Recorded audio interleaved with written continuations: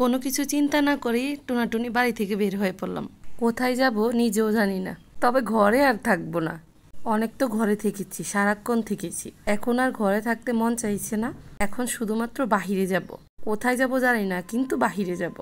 আর এদিকে সরকারে কি মিটার লাগাইলো, উঠতে একবার নামতে একবার ব্যালেন্স দেখতে হয়। হ্যালো এভরিওয়ান, আসসালামু আলাইকুম। মাসুমাস ব্লগ থেকে আমি মাসুমা আবারও চলে এলাম নতুন আরেকটি ভিডিও নিয়ে। চলে যাচ্ছি, আপনাদের সাথে আর থাকবো না। এই চার দেয়ালের মাঝে আর থাকা সম্ভব না। তাই জামাইরে বলছি যেখানে ইচ্ছা সেখানে নিয়ে যাও, কিন্তু এই ঘর থেকে আমার বার করো।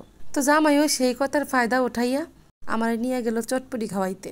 তো তাতে আমার কোনো সমস্যা নাই, আমি আবার অল্পতেই খুশি। কোনো রকম এই চার দেয়ালের মাঝ থেকে বের হওয়া হচ্ছে আমার উদ্দেশ্য।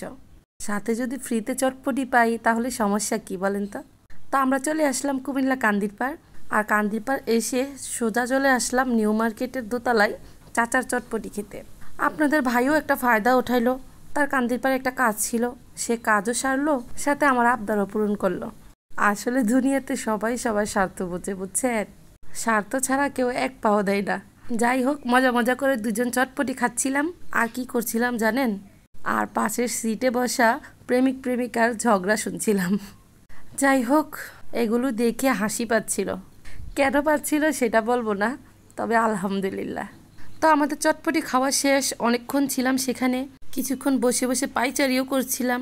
এখন আবার চলে যাচ্ছি বাড়িতে, তবে আমার বাড়িতে না, মায়ের বাড়িতে। ঘুরবো যেহেতু বলেছি, একটু ঘুরেই যাই। চটপটি তো খাওয়া হলো, চা তো আর খাওয়া হলো না। আর বাসায় গিয়ে আবার চা বানাবো, খাবো। তাই এখন গিয়ে মায়ের হাতে চা খাবো। আমার চাও বানানো হলো না, আর সাথে ঘুরেও হলো। যাই হোক, মাকে ফোন করে বলছিলাম চটপটি খাবে কি না। বিশ্বের সবাই চটপটি খেলেও আমার মা খায় না। এখন আমরা রাস্তা নিয়ে যাব, গিয়ে চা খাবো। তো আস্তে আস্তে আমরা দুইজন ভাবছিলাম আমরা কি ঘুরে যাব নাকি সোজা পথে যাব, কারণ ঘুরে গেলে তো নদীর পাড় দিয়ে যেতে হবে, একটু ঘুরেও হবে। যাই হোক, ঘুরে আর আসি নাই, সোজা পথে এসেছি। আর এসে দেখি এই টুনটুনিগুলা যে কি করছে সেটা ভিডিও দেখে হয়তো বুঝতে পারছেন। এই তো চলে এলো মায়ের হাতে গরম গরম চা। চা তো অবশ্যই খেতে হবে, বিশ্বের যা কিছুই খাই না কেন চা অবশ্যই মিস দেওয়া যাবে না। চা ছাড়া একদম জীবন অচল। এই তো নাস্তায় ছিল আলু পুরি, আমরা সবাই মিলে একসাথে নাস্তা করলাম। আর এই যে আমি এটাতে করে দই এনেছিলাম আব্বুর জন্য, আমার মা এটাতে করে আমাকে চা দিয়েছে। যাই হোক, খাওয়া দাওয়ার পর্ব শেষ, দুষ্টামি করা শেষ, প্রায় অনেকক্ষণ ছিলাম। এখন চলে যাচ্ছি আবার বাসায়। সবাই ভালো থাকবেন, সুস্থ থাকবেন, আর এই টুনটুনিদের জন্য দোয়া করবেন। পরবর্তী ভিডিও দেখার আমন্ত্রণ রইল।